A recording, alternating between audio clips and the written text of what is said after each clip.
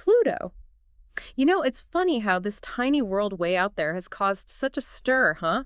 Like it was a planet, then it wasn't, and everyone had an opinion. But today we're going deeper, looking past all those headlines and getting into what makes Pluto seriously fascinating. We've got excerpts from this text. It reads like someone poured their heart out about Pluto, and believe me, after reading it, I get it. Yeah, Pluto is kind of a poster child for how much more there is to discover out there. The more we learn, the more we realize we don't know. So true. This source really digs into what makes Pluto unique, and honestly, some of this stuff is mind-blowing. Like icy volcanoes, a plane shaped like a heart, a moon that's got its own mysteries going on. I mean, where do we even start? Well, we could always start with the obvious. Yeah. Pluto's not exactly what you'd call big. Way smaller than our moon, right?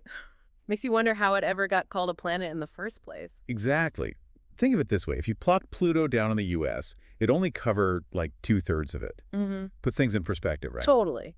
And we've learned so much about this tiny world so far away, it makes me even more curious about what the New Horizons mission found. Speaking of, can you give us a rundown? What made that mission so special? New Horizons was a journeyman, 9.5 years to get to Pluto. It wasn't an orbit, just a flyby. But the data it collected, Yeah. incredible. And get this, we're still receiving info from it even in 2024.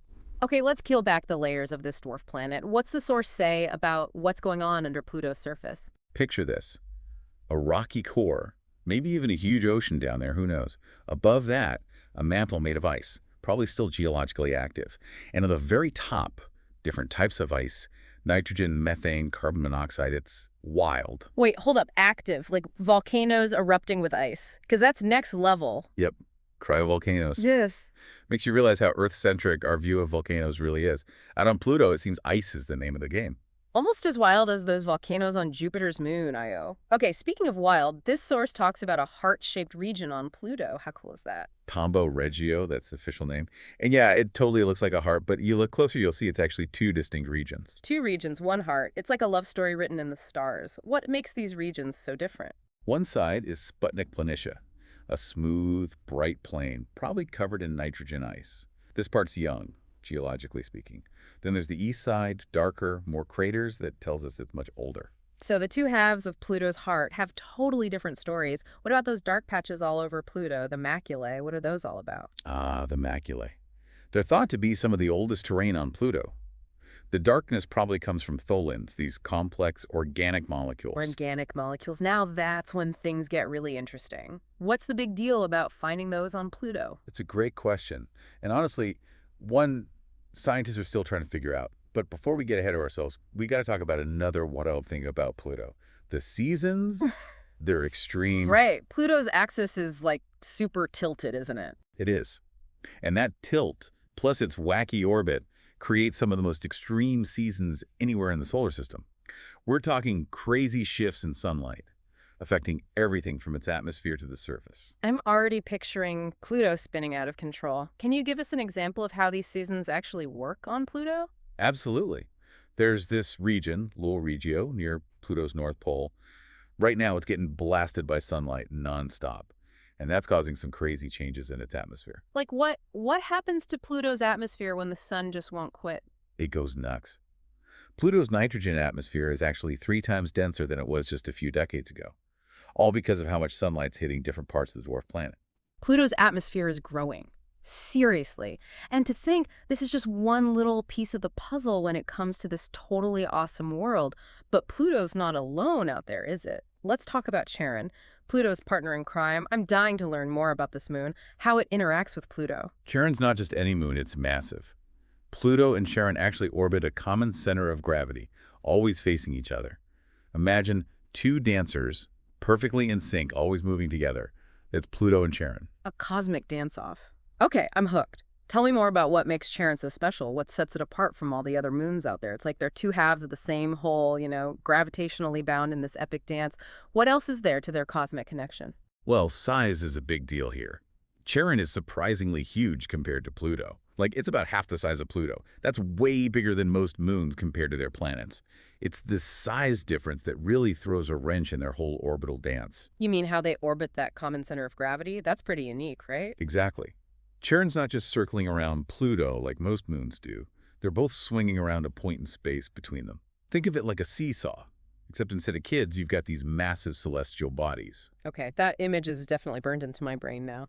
So what's Charon's surface like? What did New Horizons see? Is it a Pluto mini-me or is it its own thing entirely? Oh, Charon's definitely its own world. It's got this massive smooth plain called Vulcan Planum. Some scientists think it might be from, you guessed it, cryovolcanoes. Seriously. Cryovolcanoes on Charon, too. Are they just erupting slushies all over the place in this system? Right. And there's more.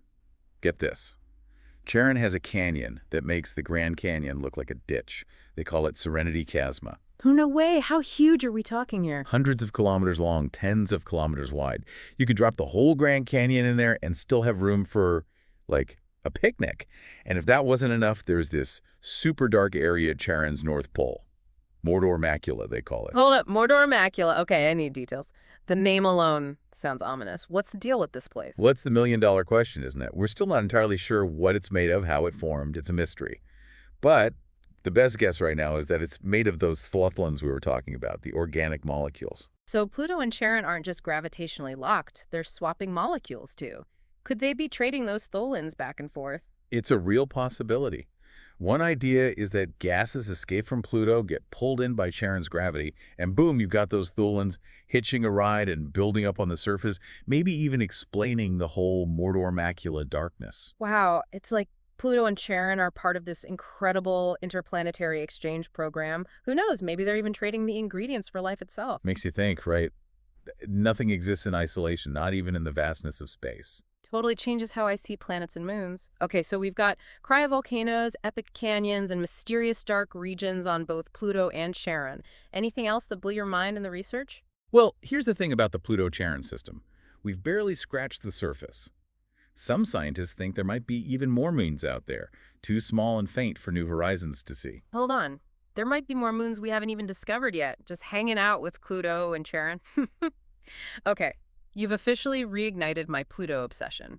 Any clues about what these mystery moons might be like? It's early days, right? We're talking mathematical models and educated guesses here. But if they're out there, these little guys could change everything. They could give us clues about how this whole system formed, how it's evolved, maybe even played a role in shaping the Pluto-Charon bond we see today. Talk about a plot twist. Every answer about Pluto and Charon seems to lead to a dozen new questions. This deep dive has been incredible. But I have a feeling this is just the tip of the iceberg, right? There's so much more to learn about Pluto and Charon. You're telling me. The more we learn, the more we realize how little we know. But that's the beauty of it, right? It keeps us exploring, keeps us asking questions. I'm with you on that one. So, as we start to wrap up our time with Pluto and Charon, I'm left with this sense of awe and wonder.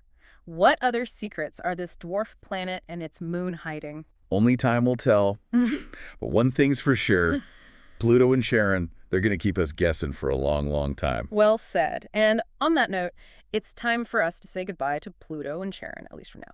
But something tells me this isn't the last we'll be hearing from this captivating dwarf planet system on the deep dive.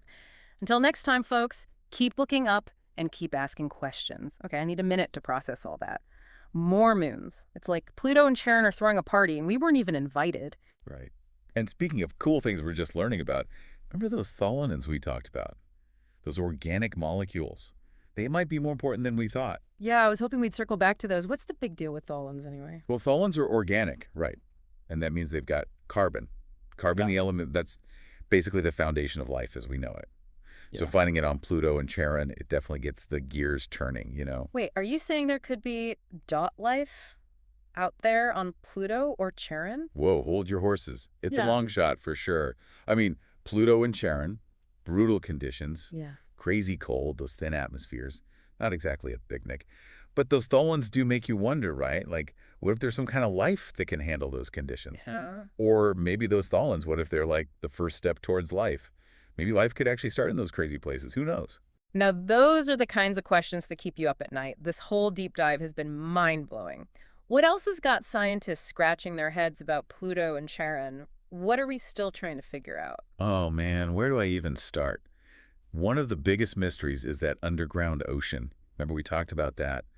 Did it form way back when Pluto was just a baby? And if it did, is it still there, hidden under all that ice? And if it is, what does that mean for the possibility of life? It's a lot to unpack. An ocean on Pluto. Just let that sink in for a second. Right, and get this. What if there are plumes shooting out of that ocean, like what we've seen on Enceladus, that moon of Saturn? Some scientists think New Horizons might have even caught a glimpse of those plumes during its flyby. Talk about a teaser. No way. This is incredible. Every time we think we've got Pluto and Charon figured out, they throw us another curveball. What an amazing, mysterious system. That's what makes exploration so exciting. You never know what you're going to find. It's about embracing the unknown, Yeah, being open to surprises. I couldn't have said it better myself. So as we wrap up our deep dive into Pluto and Charon, I'm definitely left with a sense of awe and honestly a bit of wanderlust. What other secrets are waiting to be discovered out there on this distant dwarf planet and its companion? I guess we'll have to wait and see, right? But one thing's for sure, Pluto and Charon are going to keep us fascinated for a long time coming. You're absolutely right about that. And on that note, it's time for us to say goodbye to Pluto and Charon, at least for now. But hey, something tells me we'll be back to explore more of the universe's mysteries on the deep dive. Until then, keep looking up and never stop exploring.